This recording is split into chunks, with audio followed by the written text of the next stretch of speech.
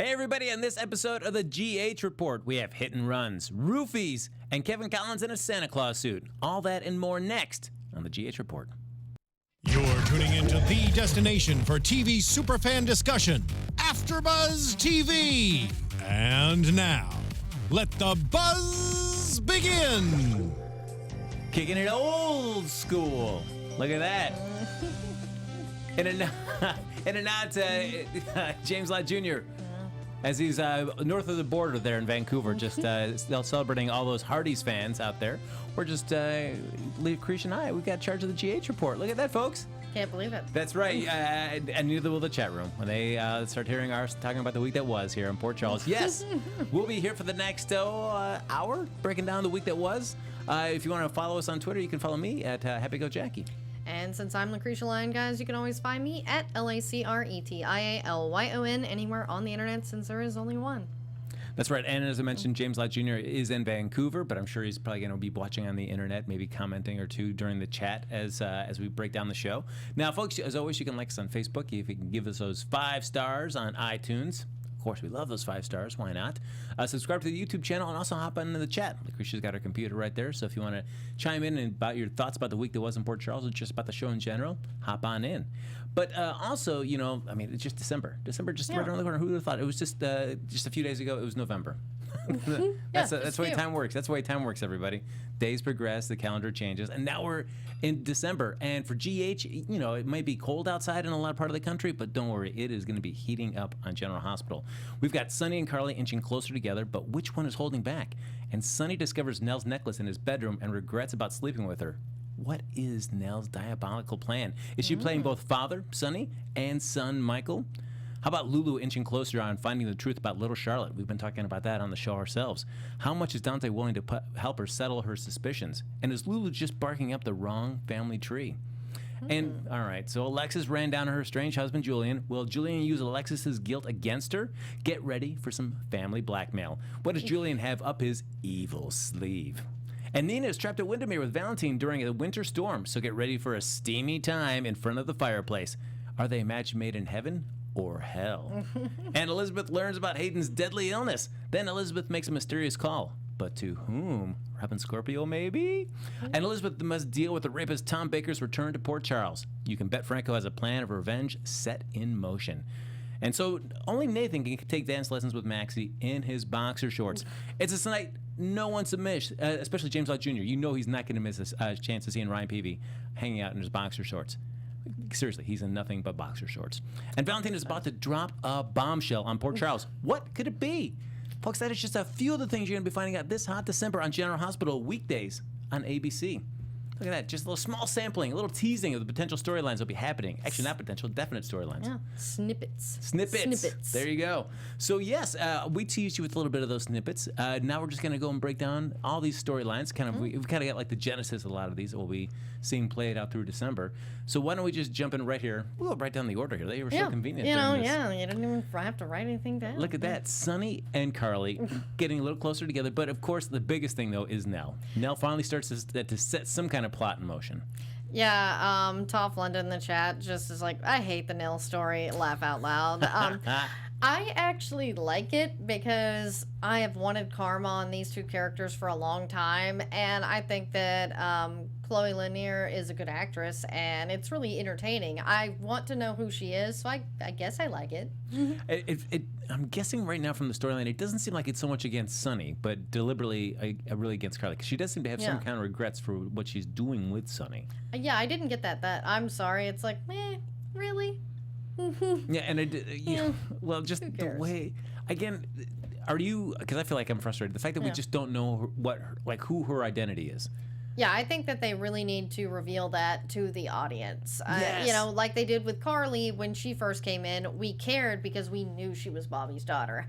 I like that they may have drug it out a little bit, but at this point, you know, I'm tired of guessing. You know, I want to know who it is, but I always get frustrated because I feel like they don't even know who it is when we don't. It's to just jump ahead to the Valentine storyline a little bit. There's a scene where after he gets done talking with Anna, that he walks back in to Windermere and he gets out his little hope chest and he opens it up and he pulls that little photo and he's like, you have a lot of questions and I'll be waiting for just the right time to give you the answers. Like, Oh man, that is. I feel like those are moments like that. That is just like the writer sitting there, like, yeah, we know what's going on, but we're not going to tell you. And like that is so frustrating. What a dick move, man. It's like, you don't have to tell Anna, just tell the audience, because this is. I mean, because Nell's been on since middle of the summer. No, because Jax came back on, and didn't he come back in May? No, wait. Early April. Yeah, she's been on for quite some time, actually, and we still don't know, who she is. And I know that a lot of the chat's just wanting us to know already. Josephina Roberson is like, Nell is such a liar. I can't, but I still want to know about what her deal is. So she's like, she doesn't even like her. She just wants to know what her deal is. Yeah, because I mean, hoping that the revelation of that will at least make it a little bit more interesting, but it's getting frustrating that GH is too often relying on this. And we've talked about it ad nauseum before, so I don't want to go down this rabbit hole, but it's just so frustrating that they continue to do this, like, oh, yeah. And then we'll tell you, we'll just drag you on forever. Like over 6 months. Seems like too long to wait, at least for the audience to know what the deal is. Yeah, because initially Nell didn't seem to be against Carly. I feel that came on months later that they decided to write that, because even when she came with Joss's kidney, it was like, oh, we're trying to fill out. So what did she maybe find out about Carly, or what did her parents find out? That's what I want to know, is because there was that shift. Because, I mean, I feel like, and I still don't understand why it's so deliberate against Carly. Yeah. Because Carly had, I mean, other than being, she's, Jocelyn's mother, and, luckily the recipient of that kidney, but she had nothing to do to set all this in motion. No, she has no idea. I mean, Jax is the only one that seems to know anything about it, and that's another thing I'd like us to know, but he's gone again. And it feels like it's really, because you think like, oh, maybe is it something else in addition to the kidney, but it seems like they're really kind of focusing on that, because when she gets Sunny in bed and she takes off her clothes, they really focus on the kidney scar as she heads over there. It's like, all right, well, just to remind the audience, like, yep, it's the kidney scar. That's what it is. That's what it's all about. I thought the scene with Carly, or with Nell and Sunny, just so clunky, especially when he said, make me a drink. Like, man, as soon as he said that, I was like, all right. She's gonna drug him. Yeah, it was just like such a, like, all of a sudden, for this one arbitrary reason, Sunny decides to, like, you know what, I've been pouring my drinks forever, and every scene that I've been doing, and all of a sudden this one time, like, I'm just too worked up. I can't pour a drink. Really, Sunny? This one time? Yeah. Okay. Like, you've survived the death of your son, where you didn't have any problem pouring yourself some booze there, but you find out Carly's maybe possibly hooked up with Jax. I'm like, no, I can't. He just hates Jax that much, and apparently people think that's really who Nell's target is. Michael B. and Nikisha think that she's really out to get Jax. Yeah. But I don't know, like, how, like, because it seems like right now the deliberate target's going to be Carly. Yeah. So how does that impact Jax? I guess because Jax is clearly still in love with Carly. She's Jocelyn's mother, and he's not a piece of crap. I mean, he's always been the better choice in that. Yeah. Yeah, but because I feel like I don't think with them, Carly and Sunny being married right now, like Jax, like, I mean, he already stopped like Carly making that bad choice to try to just hook up with him on out of just just trying to dull the pain or just hurt herself more.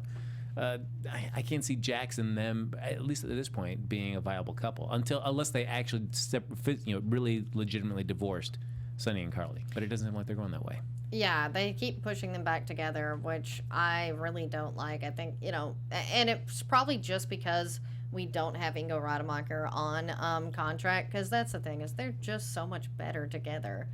Yeah. And it just makes sense. And I like Black Superwoman in the chat. I'd give a kidney to end this storyline. Man, look at this, guys. You're being a little bit more, a little harsh than I am usually on this storyline. I know. All right. Speaking of, like, there was that one scene where you have Michael and Nell when he comes to visit her in the office, and she's listening on headphones to the recording, which seems so weird. Like, that's where you're just going to have that, like, an endless loop just playing to Sunny's kind of like, we can't tell Carly that we slept together. I take full responsibility for this. And Nell's kind of rationale throughout that whole thing. So it's just, she starts, she kind of manipulates Sunny, like starts crying, you can't tell Carly that we did this. But then I still, the end game seems kind of weird. Like, so she wants to tell Sunny, don't tell her, but like, how can I see Carly again? Because I'll probably melt down and she'll just know that something's happened. So then why are we trying to even keep anything? Why do you want to go back to work with Carly? I don't understand that part of it. Like, if you're so worried that you're going to supposedly break and Carly will know exactly what's going on. I think that was just another ploy for her to get sympathy from Sunny. I think she can't wait to be around Carly and kind of like allude to stuff while being sneaky. Because she did tape Sunny talking about it. So. Yeah. Jeez. But I did like that Sunny was, at least when they kind of recounted the day after, which one I did like the whole night sleeping. Sunny was so sound that he was able to just keep his arm on Nell during the whole course of the night. So when he woke up, he's like, "Oh, I'm touching her. What's going on?" Then at least Sunny wasn't like, "I can't remember much of anything," but he remembered pretty much every single detail. He just couldn't remember the actual sleeping act, which never happened. Yeah, that's the thing, is I don't think they actually slept together. They had pretty well, nipped that in the bud that they actually slept together. It was just made to look like it. Yeah, I mean, certainly I've never been roofied, so I don't know the effects, but I mean, it's certainly like Sunny's like his head's hurting, things like that. I mean, I guess you're not thinking every time that you've kind of blacked out that you would think that you've been roofied, but I don't know. It just feels like it's not going to take very much for them to start putting two and two together. If Carly and Sunny could actually sit in there and just kind of compare notes, whether they're going to be able to because they're going to be so worked up about what Nell's going to pull between the two of them, they can. Yeah. But I feel like if they talk it out, they could figure what's going on. We'll see. It's going to be a December to remember, guys. A super hot December. But do you like that we're finally getting to see Nell showing some of her dirty deeds, kind of? I like that. It's way more entertaining than her just being sugary sweet. I want to help. I like that she's evil. And I just wonder, all I want to know is how much of Bobby is going to be involved in the storyline. Yeah. I really want Bobby to be the one that busts her. Oh, yeah, because, she's tried to before, but then looks like, she's targeting this poor girl. So that's why I'd like it to be Bobby. Yeah. Now, okay, the other storyline that's kind of driving me a little bonkers, talking about loves lost and stuff, is Julian and Alexis and the hit and run and the cover-up. Oh, boy.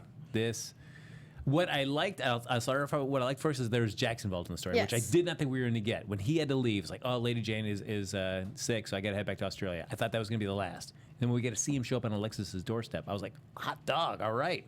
Yeah, that was so great that the last moment of Jax was trying to help Alexis through this. And I like that he said, "Don't make me regret leaving you."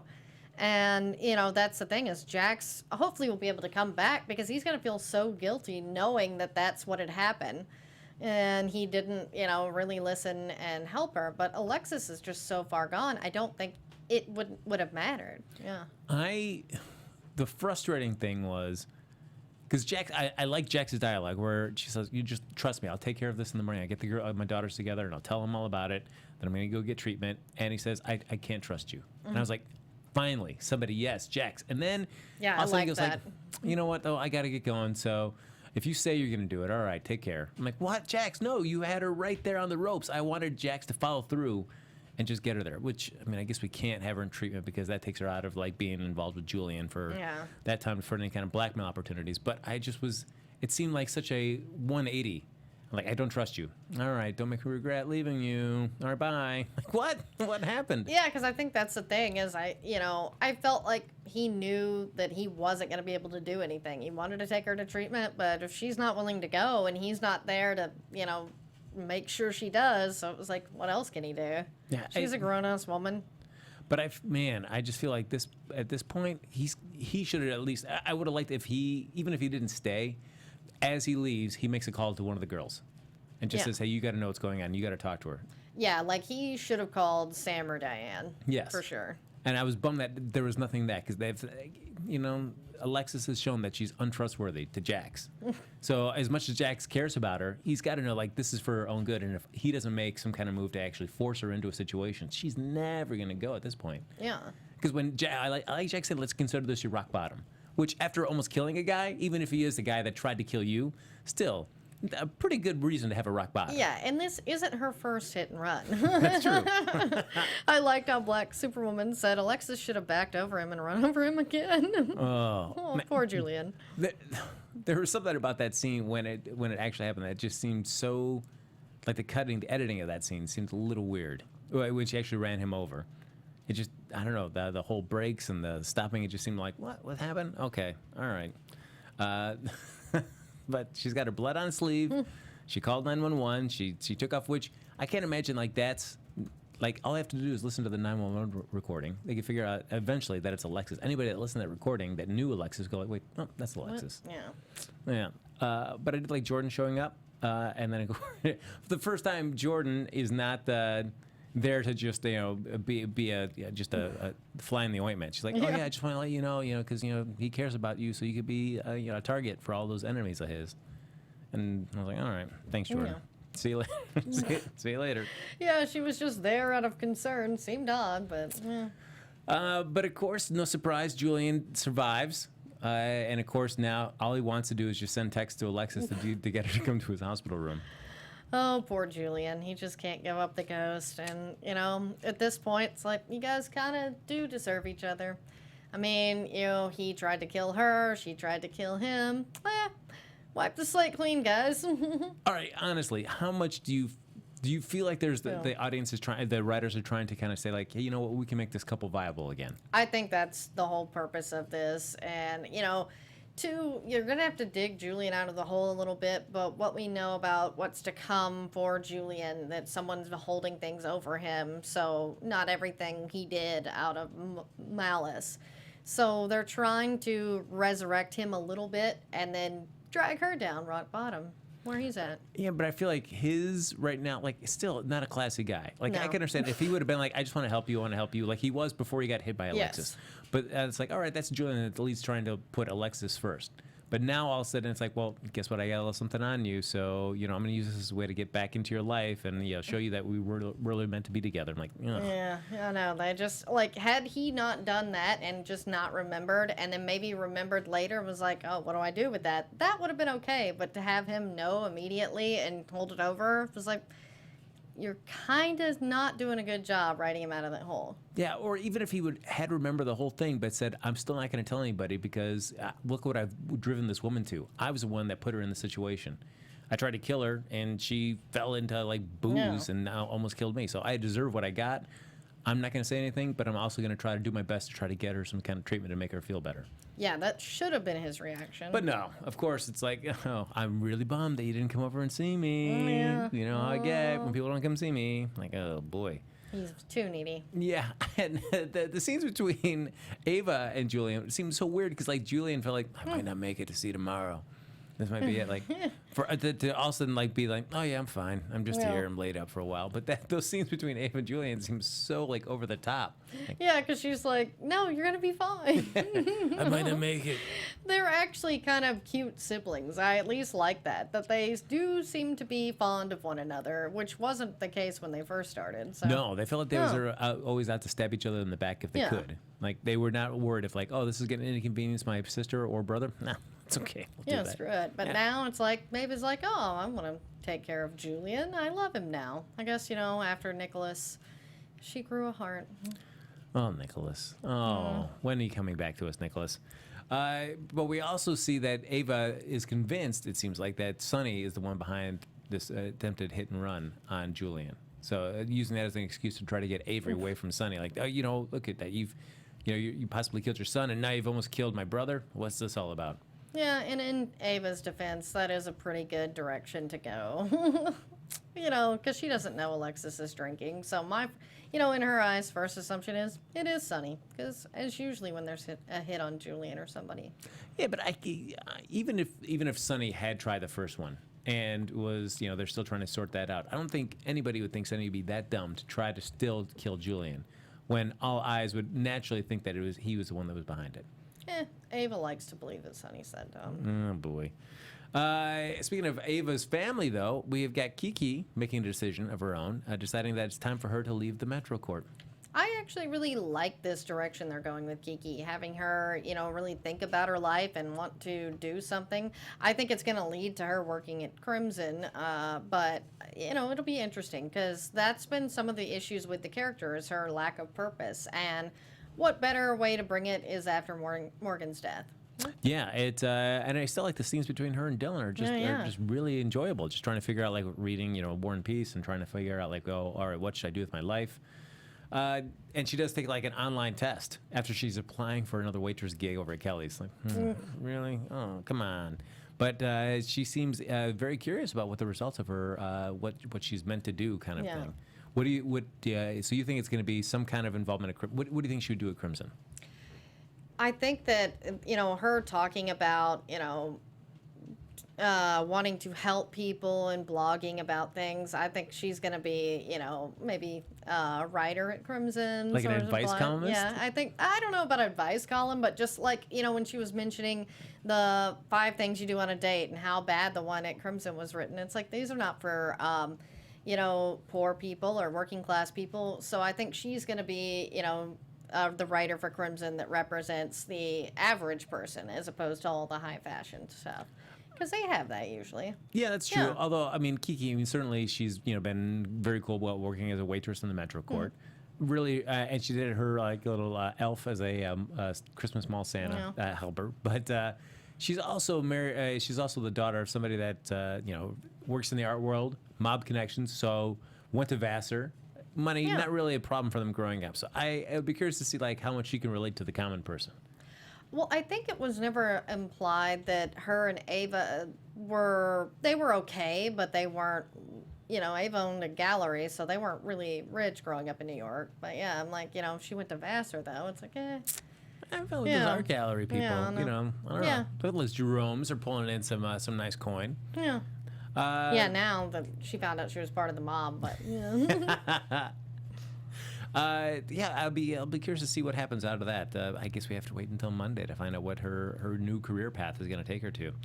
Now we're talking about Crimson. Of course, the head of Crimson, Nina.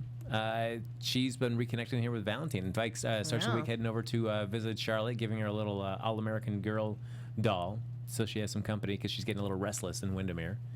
That was so cute. Yeah, I don't know. I guess that's a huge castle and and you're on your own island. I don't know. As a kid, I think that'd be awesome to be able to run around. There's so many rooms you could run around in. Yeah, Spencer always had fun. And it was shown that really only his friends were like Emma and stuff. So, he had a good time. And Charlotte, I'm guessing, the way that Claudette had her running around all the time probably wasn't around people, so she's sort of used to just being alone. But I can understand how Valentine was saying that she is missing her mother, which, whether she is her true mother or not, she is. I mean, at least Charlotte thinks of her as a mother. So I can understand why, hey, it'd be great to maybe have Claudette around, but we know she can't be. So in the meantime, let's have Nina hang out with her. Yeah, I like that because Nina is someone who already wanted to have a connection when she thought this was her niece. So, she's the only person that seems to like Valentine. What I like is that she likes him, but she also knows everything about it, in the sense where he's not he's had a shitty past. Yeah, and like she said, so have I. So she gets it, and I like that there wasn't any sort of facade. She knew what was what, and she's choosing to do this because he actually has been good to Nina. She has no reason to distrust him for herself.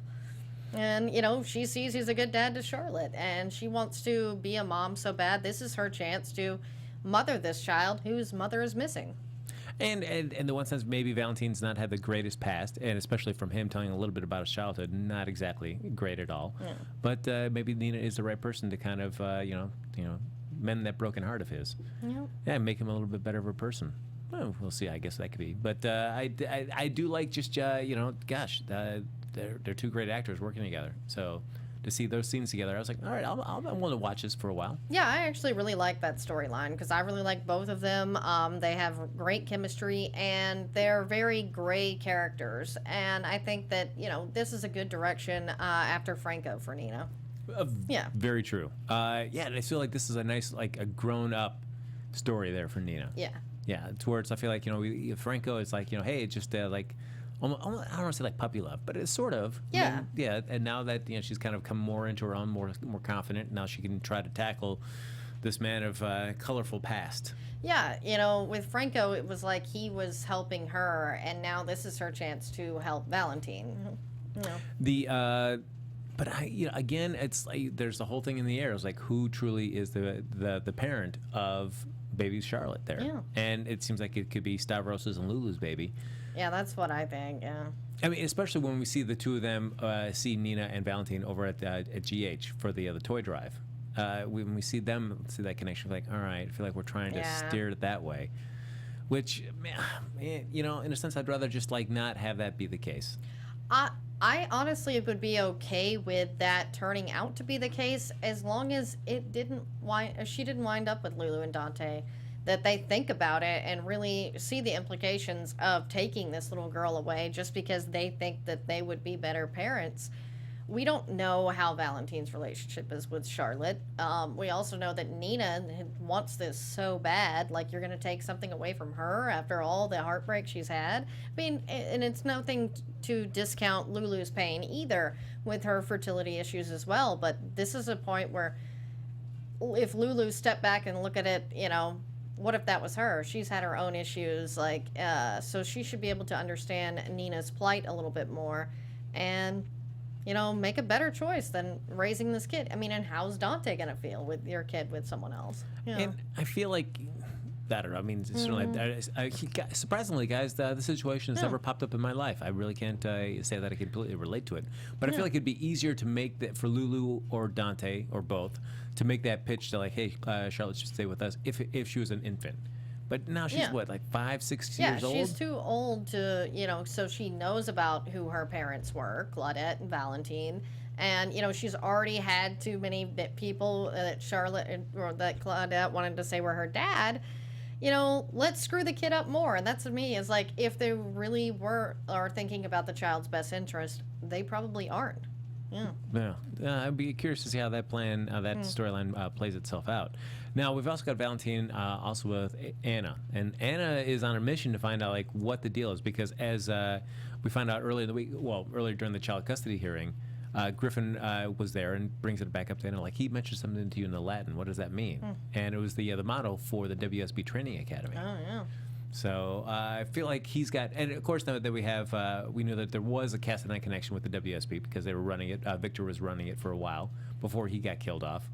If he's really dead, you never know with the Cassadine. He could still be alive, even though the building blew up. There's always a way out with those Cassadines. And I do love Victor Cassadine. I'd like him to pop up and see how he would be with Valentine. Yeah, that would be very cool.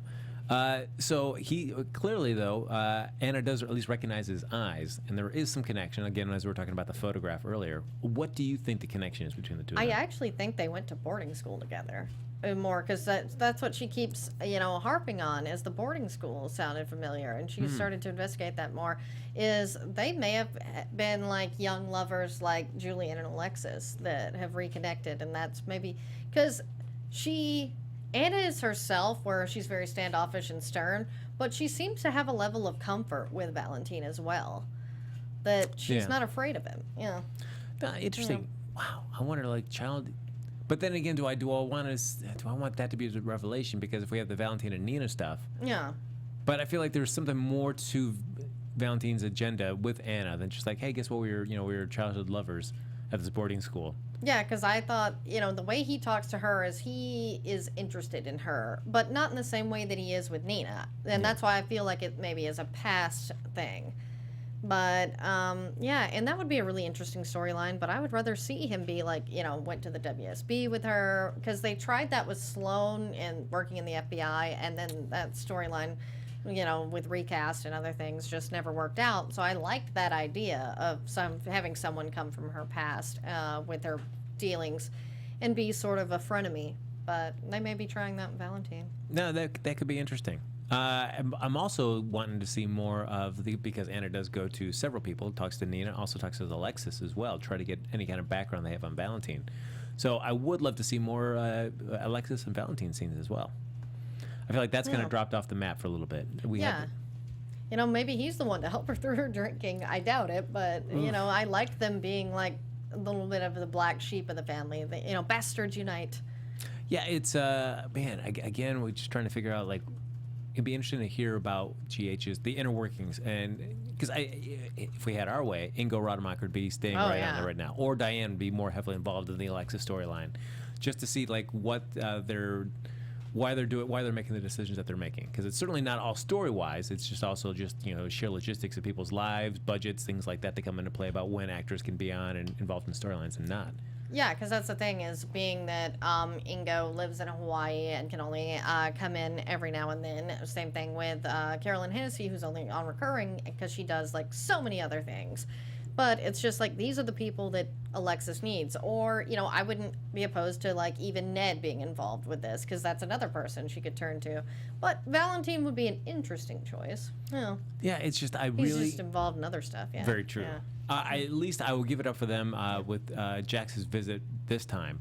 Much more involved than that first time, and a lot of different storylines. It wasn't just all about the kidney. It was also just, I was so excited that they got involved in a storyline with Alexis. Yeah. And I was so jazzed about that little scene with him at the end, and especially when he met her at the hotel across the way too from the bar.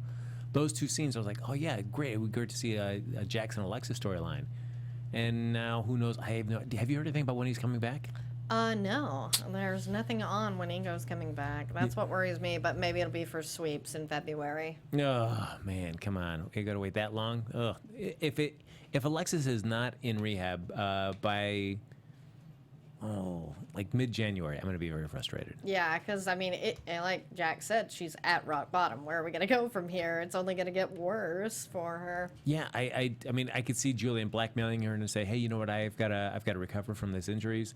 I should be able to recover at our home. So let me just recover at home. And then it's going to be scene after scene of people like, why are you letting... Why is he here? Yeah. Yes. And then we got to have her kind of like come up with some kind of way to defend that. So still not addressing the drinking issues and then lying about why Julian is really there. Yeah, because I think that'll be where it goes and what's drug out till February, if anything. So then, of course, this is not... While we think it's rock bottom, and, you know, I was with Jax thinking we should treat it as such, because I don't know how much worse it can get than potentially killing somebody.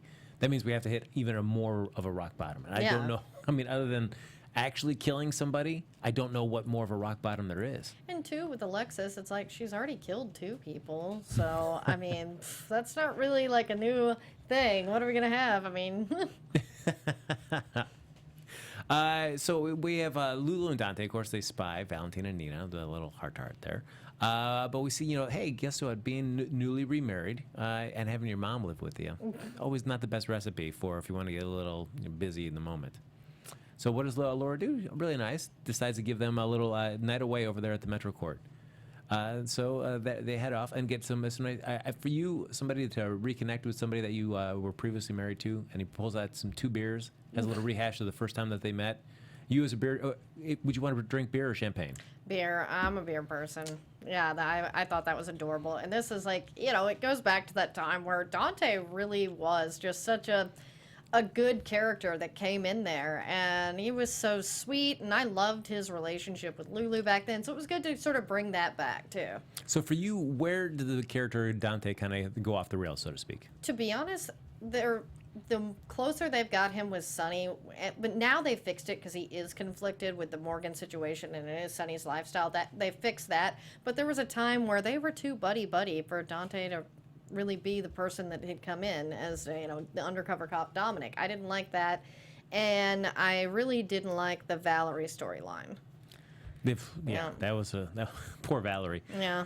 So we'll do a quick sidebar on Valerie for a moment because we actually got to see her for a little bit here. Yeah, like one scene.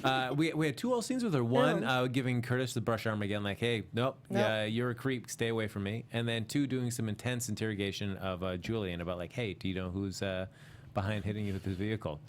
Valerie needs a storyline ASAP. Yeah, I just don't know what to do with this character because, you know, we already have Jordan sort of being like the bitchy cop, you know, strong woman thing, and she's just so much better at it that it's like we need to give Valerie something else to do than be little Jordan.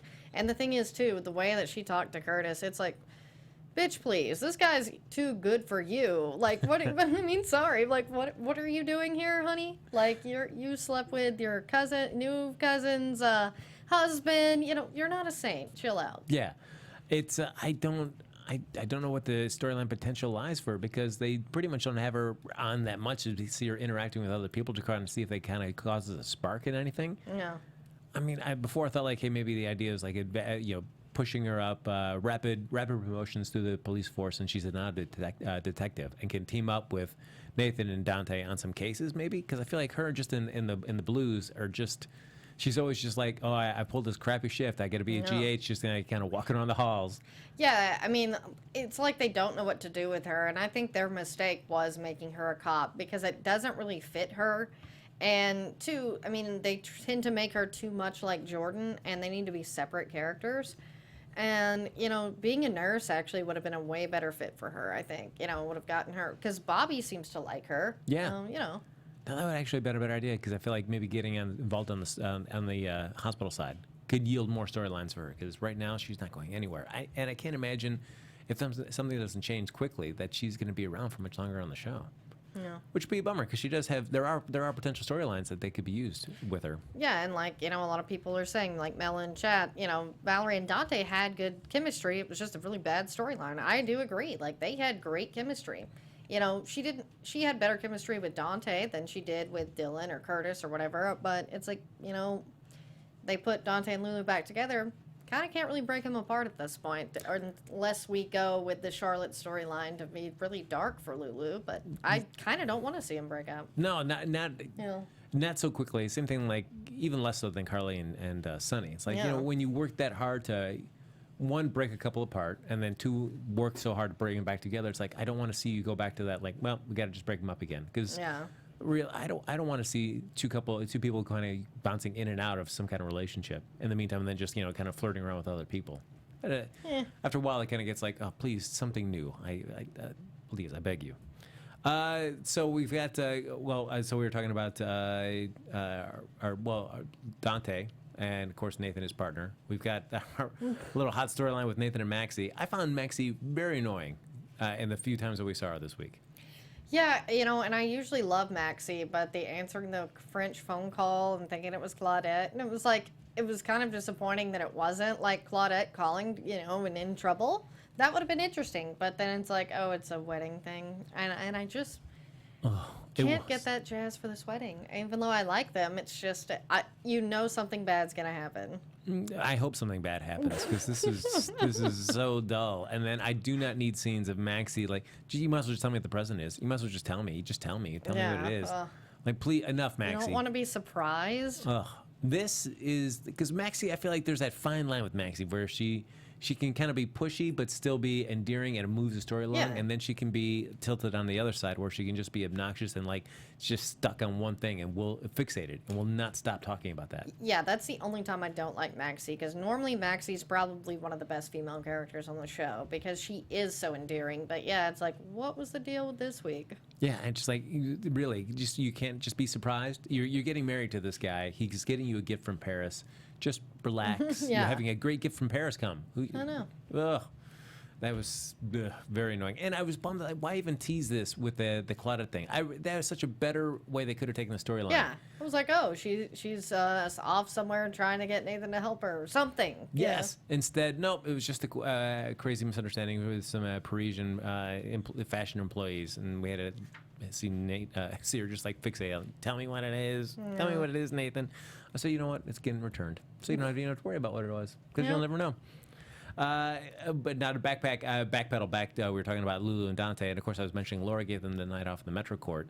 Then Laura, which I like this scene, this is probably my favorite scene of the whole week, is that Tracy comes over to drop off something, a little bottle of champagne, to celebrate Lulu and Dante's remarriage, and of course they're gone, so it's a chance for her and Laura to connect.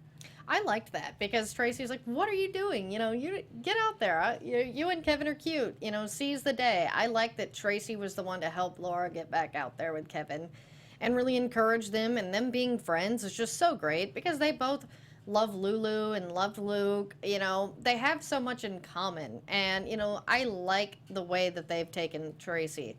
She is really one of my favorite characters right now because she's still her Sparky self, or as Luke would call her, Spanky, but she's become so much more mature, just like in the last couple weeks. Like, I feel like ever since Luke left, we keep getting Tracy, you know, just a little bit better and a little bit better at being sort of the matriarch now.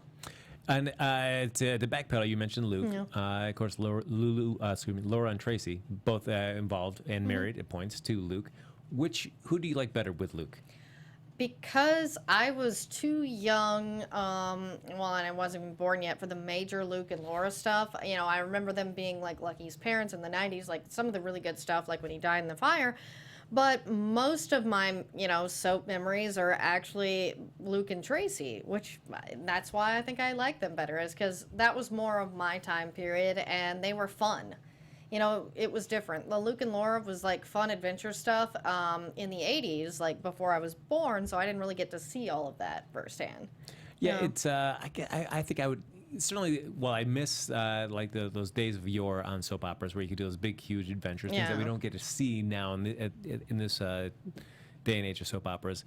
I do think I like Luke with Tracy better, just because there would be scenes with Laura and Luke where they would be like really super schmaltzy about their love to each other, and it was like, ugh, it was just like. I think I remember like they're at that new house in Port Charles when they first moved back in. It was their anniversary, and of course they were on the run, so they didn't have gifts for each other, and they just like gave the pretend gifts to each other. Like I'm like, oh man, that was like as a kid, I'm like, I don't care about this. Give me some cool adventure. I don't care about what's in your imaginary gift box to your beloved. So I've always felt like the Luke and Tracy they felt more realistic to me. Yeah, that's the thing is Luke and Laura were young love. Luke and Tracy were old love. And I like that because people evolve. And I feel that Luke and Laura evolved away from one another. And they had always wanted different things. Tracy was the one to really accept Luke for who he was. Yeah, very true. And it was just nice because it had always been posed when Laura would come back for those brief visits. There would always kind of rankle Tracy. She kind of get that little bit of jealousy coming in. So you always assumed that they would be kind of antagonistic towards each other, or at least Tracy towards Laura. So to her to come in and have this scene this week, I thought it was great. For Laura to say, thank you so much for doing what I couldn't do with Lulu. Yeah, I love that they mentioned that because, Tracy was the one to be there during Lulu's abortion and, several other milestones into her, teenage and young adult years, which are very, important in a young girl. And, Lulu and Tracy, we miss some of their scenes now that Laura's back. So I hope that maybe we'll get the three of them together. Oh, absolutely. Because those, it brought out such a different side of Tracy that you would see with Dylan or with Ned. In terms of just like trying to be like a mother to somebody. Yeah, her relationship with Lulu is so different than hers with Ned and Dylan, but it was good. Like, you liked that she really was this good, nurturing motherly figure with Lulu. Yeah, and so I like that, hey, in all this time together that we've kind of known each other, we've never had a drink. Yeah. And so it's just cool, like you were saying, just to see them two just shooting the breeze for a little bit and just talking about their lives. Yeah, just palling around. Yeah, and then I do like that the end of it was, of course, Kevin and Laura have kind of been dancing around, and even Kevin got. I felt it wasn't so bad for. Did you feel bad that Kevin kind of got a little? I don't want to say snippy, but just like, what's going on here, Laura? Are we even doing this? Because you keep pulling back. I didn't feel so bad for Kevin saying that because I feel like how many times are you gonna have Laura just like, I can't. Yeah, and that's the thing is, where Kevin was coming from, because she'll go 2 steps forward and then 3 steps back with him. So yeah, it was like, what are we doing here? I love Kevin. I've always had a little bit of a crush on Dr. Kevin Collins, so he's just adorable with Laura in the Santa suit. Oh yes, and so I do like Laura. Just something that you don't never necessarily see Laura do is just kind of with Tracy's urging, just go out there and just do something a little different. Put yourself out on the line. Just go out there and pretty much naked underneath a fur skin coat and just say, hey, nice to see you. Not expecting Santa Claus to open the door. No, that was funny. And speaking of that, I mean, of course, it's always a Christmas, a big tradition for General Hospital. There's always Alan Quartermaine would play Santa Claus.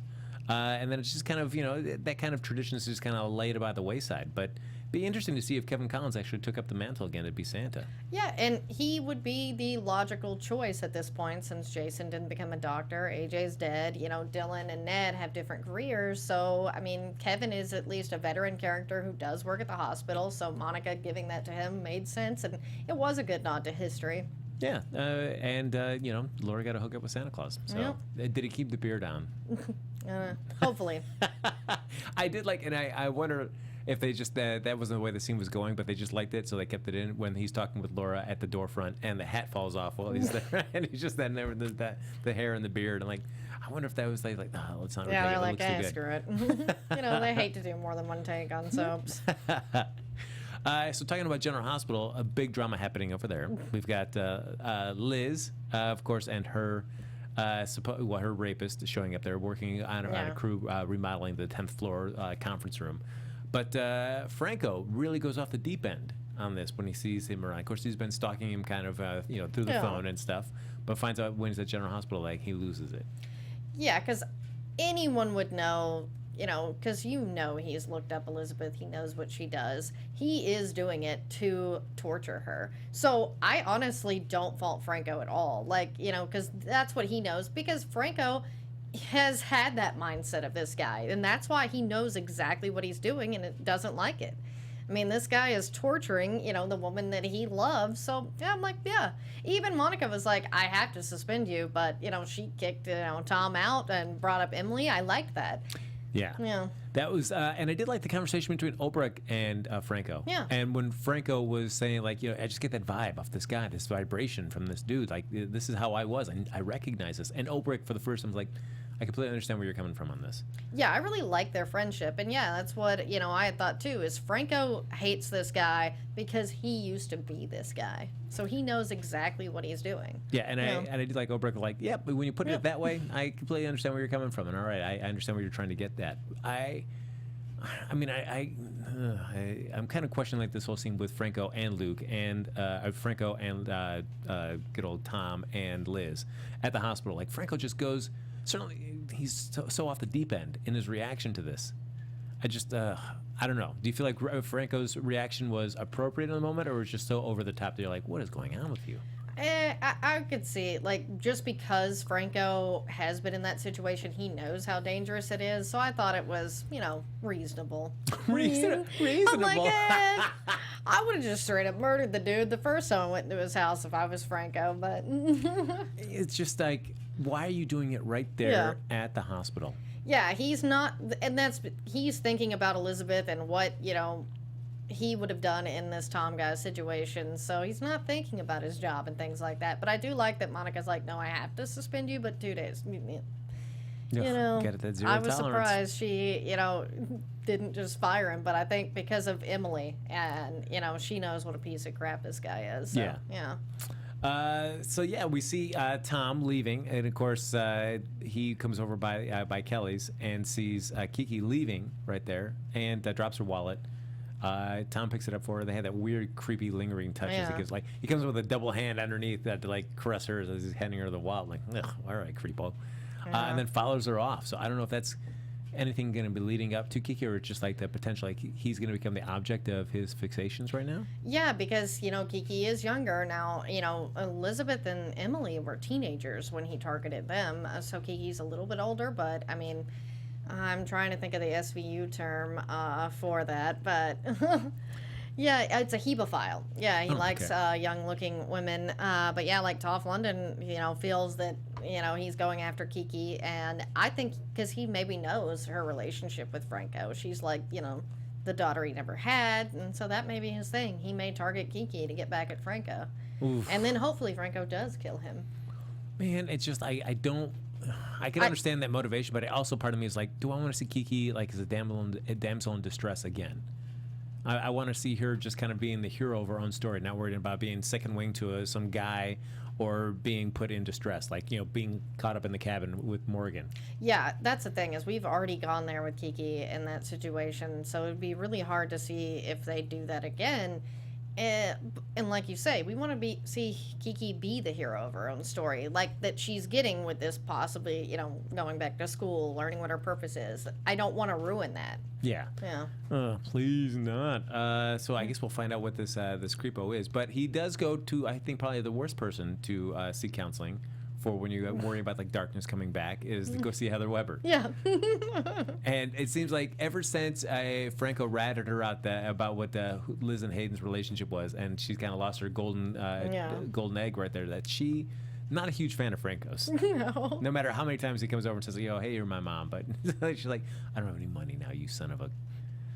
So I feel like listening to Heather Weber is never going to put you in a good spot. No. I mean, like, why would you go to your mother for advice, Franco? Yeah. You know she's a lunatic. I mean, certainly if you worry about, like, wanting to talk to somebody about these dark urges that are happening into you, but she's never going to give you the right advice. She's going to just tell you, just kill the guy. Just kill him. Just do it. Just kill him. And it's a shame that they forgot about Franco and Kevin Collins having a relationship in the beginning, because that's really who he should have gone to, and that would be an interesting scene, because I really like their chemistry. They're fun. Yeah. And I thought I thought when Monica recruited Kevin, I thought it was going to be dealing with what Franco did in the hospital. Yeah. And when I found out, I was like, no, it's just going to be Santa Claus. Like, great. Yeah. That was not what I was hoping for in that storyline at all. Yeah, it would have been way more interesting to have her, tell him to talk to Franco about what's going on. Yeah, because while I'm enjoying me some Kevin Collins, we're both saying how much we love him. It'd be nice to see him involved in more than just the lower storyline. Yeah. Like to see him kind of do some stuff on the other side too, and just be more some kind of work involvement as well. Him bouncing around with Franco would be a really good idea. Yeah, because he has dealt with similar issues of Yeah, you got a twin brother. Come on. Exactly. You know how that goes. Yeah. Also at the hospital, and not everything's well for all our fellow staff members as well. Hayden got a little bit of bad news. She is diagnosed with the same illness that Finn has. And I will say the one part of this that was very satisfying was her being at the hospital and Elizabeth being there and her just hugging Elizabeth. And then just, immediately after, like, I hate that it was you, but, them sort of being there for one another was interesting. And it fit because it wasn't like Elizabeth's like, what's happening? Yeah. And it started earlier in the week where I liked, again, Tracy's scene that I thought really worked well was Tracy, Finn, and Hayden sitting there in the Quartermaine mansion, kind of having breakfast and talking about the morning. Where did Hayden sleep last night? Yeah. That whole dynamic between the three of them, I really enjoyed that scene. Yeah, I think the dynamic between the three of them is infinitely entertaining. I like that they have put them all in the same orbit. It makes total sense for Tracy to want to be friends with Finn, thinks he's cool, and she, this is why she's accepted Hayden back in, is because he cares about her and she sees that she does care about him. So she's starting to soften towards her. And all I want now is just, as we kind of wrote in these teases for a hot December in GH, is I want this phone call that Liz is going to make just be to Robin Scorpio so she can come back and let's just nip this whole illness thing in the bud. I think that's the only way they could go at this point. You've got to get Robin back. You got to get her working on that cure and then be done. Yeah, I would love it by the end of the year. It'd be great. A Christmas miracle. Christmas miracle. They all get their cures and everything's great. And now we can just move on to something else between the two of them. Not this illness, because this is just killing me. I'm really getting tired of Finn being so obstinate. Always when it's like, okay, what can we do to help? You can't do it. I have to do this all by myself. Like, enough. We've seen that scene played too many times, and it's annoying at this point. So let's just cure him and just move on to something else. Just be done. You can always find something else in your past or something else or coming up new that can, drive wedges in between. But man, this story, this illness thing is just like, it's got its end. Yeah, and to me, the only benefit to it at this point is to have Robin back and probably have Emma back for Christmas. So let's work that. Yeah. And as we're wrapping up the last storyline, we've got J-Sam, because I know everybody in the chat loves when we talk about J-Sam. J-Sam and Curtis. Yeah. And Lacretia is the resident J-Sam lover, as the people in the chat know how much Lacretia loves J-Sam. How did you enjoy their scenes this week? I will say the scene where they were outside of Kelly's talking about Curtis and why they're working with him because Sam is pregnant and can't be a PI. It was like, okay, that was a logical line. I like that they're getting into that direction because I do like Curtis with them. And I think it's interesting. So I feel that they're getting a better storyline at this point, and they were wearing matching outfits, so that was kind of cute. Yeah, and it's like, for the most part, you're always wondering about like the sexual kind of dynamic between anybody that shares a scene with Curtis, whether it be somebody like Diane or Alexis, Hayden, anybody. Valerie, this was just like kind of cool to see, like, no, I just like those characters hanging out together. Yeah, they're just broing out. Yeah. So I would like to, although I felt like his reason for them wanting to work on Thanksgiving was like, TJ's, just really, really beating himself up about this. It would really be great if we could figure out who these delivery guys are. Like, that was it. I haven't seen TJ really beating himself up, but if you say so, Curtis, that seemed like a flimsy reason. I would have bought more. It's like, I'm just, I believe in finding out the truth. And just like, I like this dogged pursuit of the truth. Even if he's not getting paid for a case, he still wants to see kind of what the truth of it is, for better or for worse. Yeah, because Curtis is a stand-up guy, and he knows something is wrong here, and so he wants to investigate. I like that, even if he's not getting paid. And Toph London says, I hate J-Sam, and I love you guys for dragging them. Oh, thank you. And we do I feel like Curtis is going to just get himself into more hot water because he goes by Julie and say, hey, you know what, you got hit by hit and run. It could be somebody that was related to the bomb, so how about I look into it? And Julian's like, I'm not paying you. If you look into this, it's not going to turn out very well for you. I feel like Curtis is only going to take that no as like, you know what, I'm going to dig into this anyway. Yeah. He's like, yep. So I guess we're going to find out a little. Do you think Curtis is going to figure out that it's Alexis? I think he will, and he'll struggle with whether to reveal the truth because of TJ's relationship with Alexis, I would think. And that will be at least an interesting tie to the story, because it's like he'll probably be and that would be interesting to have Curtis be the one to go talk to her about her drinking problem. True, because I mean, certainly as somebody that was much like a lawyer who's who's kind of not able to practice anymore and could potentially lose her license as it comes up for review if this is found out. He's a cop that lost his career because of his involvement with drugs. So somebody that could really relate to where she's been. Yeah, that's true. I didn't even think about that part. It's like, they do have a similar story. And now maybe Alexis takes a roll in the hay with Curtis. I don't know. Like, she wouldn't. That's true. But I feel like it'd be interesting to see him kind of struggle. Do I tell Sam? I'm just starting to make friends with these people. Do I tell him like this terrible truth right now? Yeah. It'd be interesting to find out. But look at that, folks. Look at how the time flies. I think, is there anything else we didn't cover? I don't think so. Holy cow, guys. We broke it all down. Look we did it. We did it. Even without James Lott Jr. here. We did it, you guys. But folks, if you want to, I think that's going to do for this episode of the GH Report. Yeah. But folks, if you want to like us on Facebook, we are just so far away from 2,000 likes that we'll never get there. But if you want to just throw like a little penny in the well and like that Facebook page, get us infinitesimally ever so close to 2,000 likes. We'd greatly appreciate it. Also, give us those 5 stars on iTunes. Subscribe to the YouTube channel. Thanks so much for everybody for hopping in the chat. We loved hearing from you here. James Lott Jr. will be back here next week. In fact, he's not going to be able to do the bold breakdown because he is in Vancouver, Canada right now, hanging out with all the Hardys. So he won't be here tonight. So unfortunately, there will be no bold breakdown, but it will be back next week. So get ready for that.